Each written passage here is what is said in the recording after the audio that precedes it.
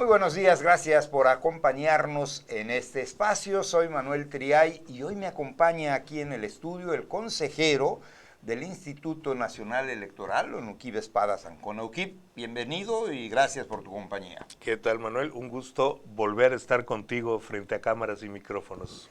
Gracias, diré lo mismo, no diría yo, diré lo mismo porque creo que no hay mejor momento para esta entrevista con Don Onuquib, que usted ya lo conoce a través de los años, pero hoy como parte del instituto juega un papel muy importante en la vida política del país. Nos ponemos un poco en contexto. En estos días, la Cámara de Diputados debe comenzar a estudiar una serie, analizar una serie de iniciativas que creo suma más de 50 que haremos a un lado hoy porque de las 50 no nos interesa ninguna. Entre otras cosas, en lo personal creo que no estamos en momento, no veo que quieran reformar del contexto político en el Estado, en el país, pero hay una iniciativa que sí llama y preocupa porque es una iniciativa que envió el señor presidente.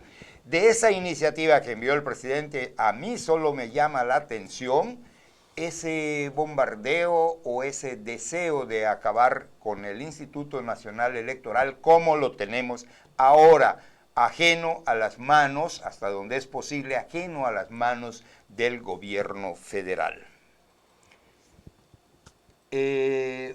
Onuquib, ¿tú consideras que ahorita es momento, hay algo que requiera una reforma política en el país? A ver, empiezo por la respuesta simple, no hace falta, es decir, ahora sí que como suelen decir los gringos, si no está echado a perder, ¿para qué lo arreglas? Y la realidad del caso es que el Instituto Nacional Electoral y los institutos electorales de los estados han funcionado extraordinariamente bien. A lo largo de lo que ya son más de 25 años, le han proporcionado al país, a la sociedad, elecciones íntegras, elecciones limpias, elecciones donde los votos, uno por persona, se depositan y se cuentan. Algo que afortunadamente para los jóvenes ya es rutinario, pero para quienes ya tenemos poquitos años más, pues sabemos que esto no era así en este país. Es decir, en este país los procesos electorales eran procesos totalmente controlados por el gobierno, que desde el momento en que su partido postulaba candidatos, porque el gobierno tenía un partido, pues ya se sabía que esos candidatos estaban destinados a ganar las elecciones. Y después de una lucha en su último tramo de 45 años, pues los mexicanos nos hemos dado autoridades electorales imparciales y que garantizan que lo que se deposita en las urnas sea lo que resulte de cada proceso electoral. Sí, me tocó vivir durante muchos años las elecciones organizadas, vigiladas, si es que había vigilancia por el gobierno, y era lamentable, no sé si hace 8 o 15 días decíamos en este mismo espacio, que a qué grado llegaban las cosas cuando, y lo traigo de nuevo a colación para dar una idea de cómo se manejaban las cosas, cuando Mérida gana la elección y gana por abrumadora mayoría, 3-1 diría quien fuera presidenta del PRI, Dulce María, en su libro está, 3-1 gana el PAN en Mérida. El nuevo gobernador dice así, son muy buenos en Mérida, pues no vuelven a ganar. Y entonces llama a quien estaba encargado de la organización o del proceso electoral y le dice, redistríctame Yucatán. Y entonces todos los distritos tienen que partir de Mérida. Y se hace como una tablilla de chocolate, así que le ponen para que haga sus cortes. Todos los distritos tenían cabecera en Mérida. Mérida no podía ganar, porque si los votos de Mérida eran mayoría, cuando llegaran a Tizimín, o votaban los priistas de Tizimín, o votaba el gobierno, pero le quitaba cualquier cosa. Y no había quien se opusiera, no había observatorios, bueno, hacían todo tipo de cosas, aparte de llegar en ocasiones con las urnas llenas o en ocasiones con las boletas marcadas. A los pobres sindicalizados le decían, toma, esta es tu boleta, esta vas a poner en la urna, y le daban una boleta marcada a favor de Onuquib, que Onuquib también era de oposición entonces, ya desde eso se distinguía, y cuando salgas me das tu boleta limpia para que yo vea que sí la echaste en la urna. Bueno, se hacía de todo. pasan los años, se fue ganando terreno, Ukip. No podemos atribuirle a nadie, o yo no pienso que puedas atribuirle a nadie, esta conquista que llega hasta el Instituto Nacional Electoral, antes Instituto Federal.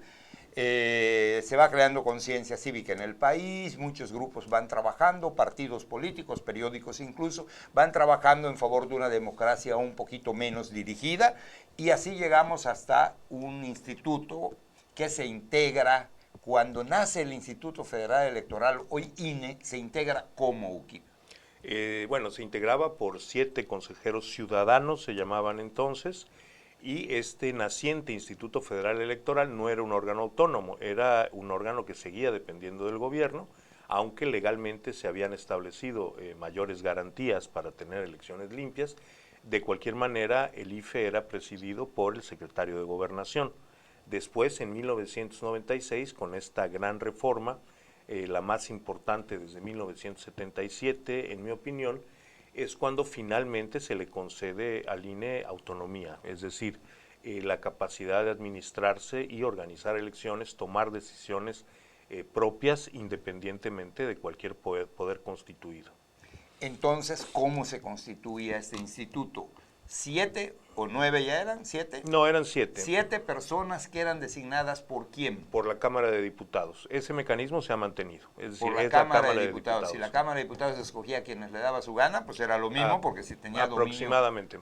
No, la realidad es que empezó a haber un sistema en el que el PRI fue cediendo espacios. En realidad, en la primera conformación del IFE autónomo en 1996, se tuvo muy en consideración a las voces que a lo largo de décadas habían venido ya reclamando, para entonces ya, bueno, sí, un par de décadas ya habían venido reclamando la democratización de estos órganos, y se incluyó a una serie de notables figuras con prestigio público. La idea era que fueran efectivamente consejeros ciudadanos, es decir, consejeros que en principio no estuvieran vinculados a los partidos. Esto a mí, como en aquellos años militante de partido y ahora igual, aunque no militante, me parecía inadecuado, porque los militantes de los partidos siguen siendo ciudadanos. Posteriormente se hizo entonces el cambio de la denominación a consejeros electorales, que es el cargo que realmente se ejerce. La ciudadanía es parte común para todos. Y finalmente, al constituirse el Instituto Nacional Electoral, que se ampliaron notablemente las facultades del órgano electoral, es que se aumenta a 11 integrantes del Consejo, entre otras cosas con la intención de que este órgano fuera capaz de cumplir con las funciones de vigilancia que tiene sobre el aparato electoral mismo, es decir, el instituto, el Consejo General, funciona a través de comisiones que, en coordinación con una dirección ejecutiva, desarrollan las distintas tareas del instituto. El registro de electores, por ejemplo, la revisión de las transmisiones de radio y televisión y el establecimiento de las pautas que estos canales tienen que transmitir en los tiempos oficiales, todo lo que tiene que ver con los partidos políticos, sus cambios de documentos, sus prerrogativas, en fin, todas las tareas del instituto, sí, ciertamente, capacitación, organización, que son fundamentales. Recientemente también una de equidad de género y no discriminación, en fin, que a las distintas tareas del instituto son realizadas por direcciones o unidades, direcciones ejecutivas o unidades técnicas, y el trabajo de estas unidades es revisado, vigilado, porque así lo marca la ley, por los consejeros electorales en comisiones. Podemos decir que estos 11 integrantes de ese consejo son apartidistas. Sí, necesariamente. Apartidistas 11, pero en el consejo hay otras sillas ocupadas por otras personas. Sí, hay representantes de partidos y representantes del Poder Legislativo, que también son representantes de partido. ¿Y qué hacen? Bueno, en principio son integrantes de este consejo. ¿Lo mismo que hacen los 11? No, porque, digamos, por ejemplo, una comisión como fiscalización que tiene que revisar el gasto de cada partido, pues con toda regularidad se reúne sin representantes partidistas, porque tampoco se trata de que los partidos estén viéndose los números, los proveedores. No solo autocalificándose, sino viendo cómo se califica al otro. Se trata de lograr cierto espacio de neutralidad, digamos. Hay otras comisiones en que sí permanentemente participan los partidos, por ejemplo, en la Comisión de Partidos Políticos, excepto cuando se van a discutir documentos básicos de un partido político, siempre participan los representantes partidistas y legislativos. Es muy importante la función que deben cumplir los representantes legislativos.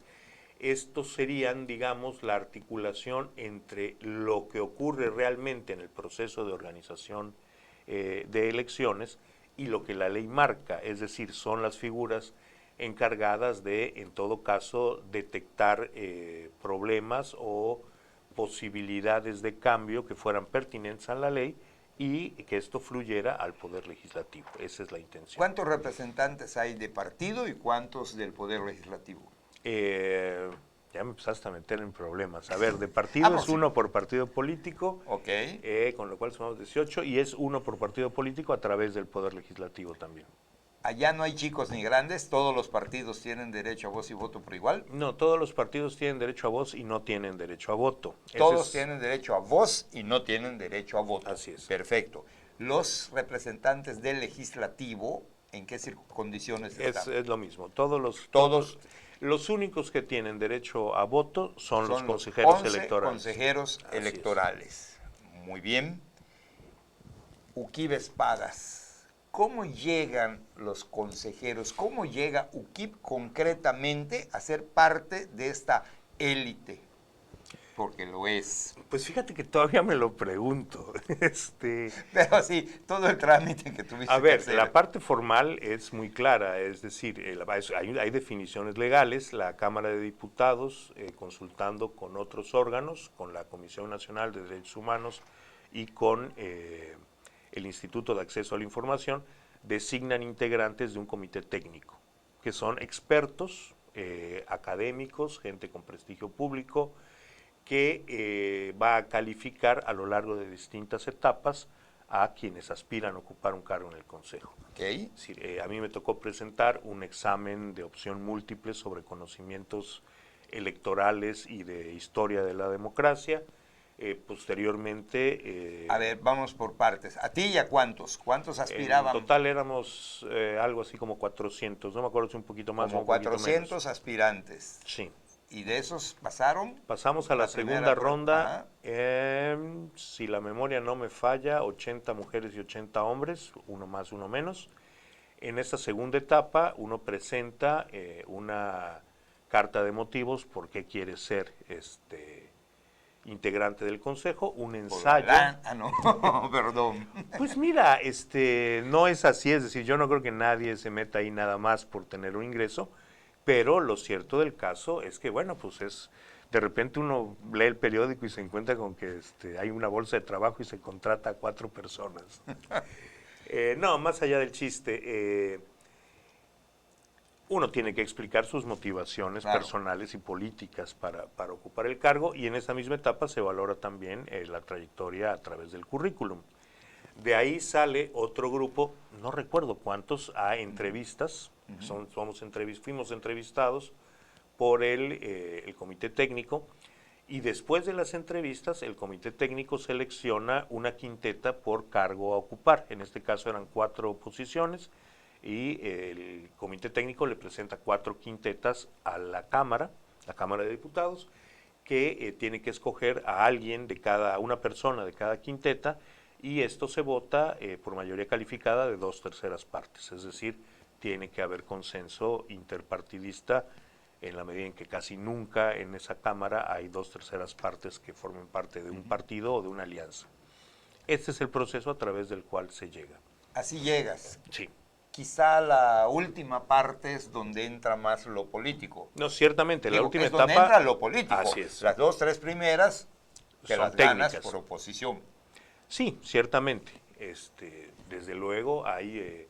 por eso es un comité plural de 7 personas, porque pues la valoración de textos... ¿A quién tiene que agradecerle UKIP esta última parte? Mira que no lo sé. Digo, hay gente que concursa y ya van con la bendición de alguien y luego no pasan los exámenes, y gente como yo que se inscribe, pues honestamente yo pensaba que tenía muy, muy pocas posibilidades. Que tú me lo decías siempre, desde antes que te inscribas. A ver, Manuel, tú me invitaste a tu programa a lo largo de 5 años y sabes que Lo mío no es callarme la boca ni dejar de decir opiniones. Y en esa medida fui muy crítico con los distintos partidos políticos, incluyendo al partido del presidente y el presidente mismo. De forma tal que yo no sentía que fuera a ser una persona grata, básicamente para las principales fuerzas políticas. Pero bueno, resultó que sí. Bien, pues ya tiene usted una idea de más o menos cómo se integra este Consejo del Instituto Nacional Electoral. Y ahora, si usted nos lo permite, nos vamos a ir a una pausa y regresando vamos a hablar de esa iniciativa presidencial y concretamente de ese punto relacionado con este citado instituto para ver a dónde puede llegar según lo que pueda opinar el señor Uquiba al respecto o lo que yo le vaya picando. Usted no se vaya, regresamos en un minuto.